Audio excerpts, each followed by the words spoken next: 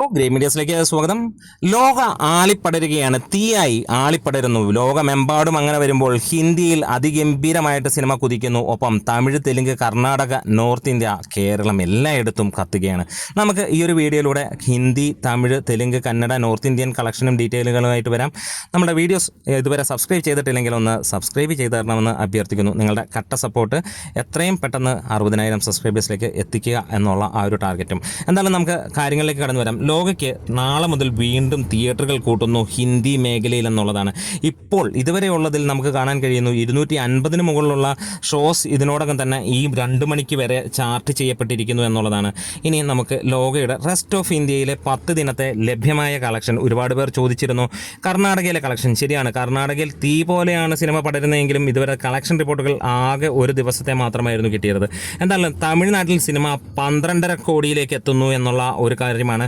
തമിഴ്നാട് ഈ rest of ഇന്ത്യയിൽ തൂക്കുമ്പോൾ തൊട്ട് പിന്നാലെ തെലുങ്കിൽ നിന്ന് സിനിമ നേടിയിരിക്കുന്ന 11.5 കോടിക്ക് അടുത്ത് എന്നുള്ളതാണ്. ഇന്നത്തോടെ സിനിമ 12.5-13 കോടിയിലേക്ക് എത്തും. തമിഴിനെ കടത്തി വെട്ടുമെന്നുള്ള കാര്യങ്ങളാണ് വരുന്നത്. കർണാടകത്തിൽ സിനിമയ്ക്ക് ലഭ്യമായിരിക്കുന്നത് 8,50,00,000 എന്നുള്ളതാണ് പുറത്തു വരുന്ന വാർത്തകൾ. ഒരുപക്ഷെ ഞാൻ നോക്കുമ്പോൾ അതൊരു കുറവായിട്ടാണ് എനിക്ക് തോന്നുന്നത്. വേറെ ഒന്നുമല്ല, ബാംഗ്ലൂരിൽ നമ്മൾ നോക്കുമ്പോൾ എപ്പോഴും അതിഗംഭീരമായിട്ടുള്ള തിരക്ക് തന്നെയാണ്. ഇന്ന് ബാംഗ്ലൂർ നോക്കുകയാണെങ്കിൽ 90% വലിയ രീതിയിലുള്ള റഷ് തന്നെയാണ്, ഓൾമോസ്റ്റ് ഫുള്ള് തന്നെയാണ് കാണാൻ കഴിയുന്നത്. നോർത്ത് ഇന്ത്യയിൽ സിനിമയ്ക്ക് 3,30,00,000 രൂപയോളം വന്നു എന്നുള്ളതാണ്.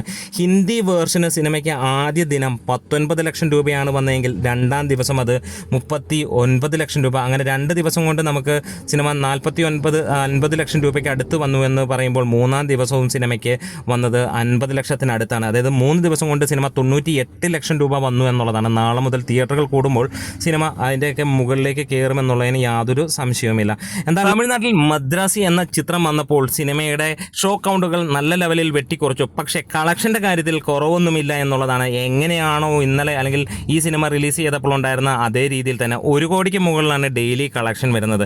എന്തായാലും ഹയസ്റ്റ് ഗ്രോസർ ഹിന്ദി വെർഷനിലേക്ക് നമുക്ക് കടന്നു ചെല്ലാം. അതിനു മുമ്പ് തമിഴിലെ ടോപ്പ് 3 മലയാളം ഗ്രോസറിലേക്ക് എത്തിയിരിക്കുന്നു. ടോപ്പ് 1ലേക്ക് എത്തുമെന്നുള്ളതും ഉറപ്പിക്കുന്നു.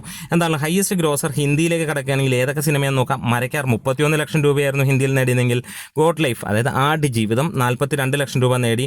എമ്പുരാൻ 2,54 ലക്ഷം രൂപയാണ് നേടിയതെങ്കിൽ മാർക്കോ 14,32 ലക്ഷം രൂപയാണ് ഫൈനലായി വന്നതെന്നാണ് റിപ്പോർട്ടുകൾ സൂചിപ്പിക്കുന്നത്. വെറും 3 ദിവസങ്ങൾ കൊണ്ട് സിനിമ 98 ലക്ഷം കടന്നിരിക്കുന്നു എന്നുള്ളതാണ്.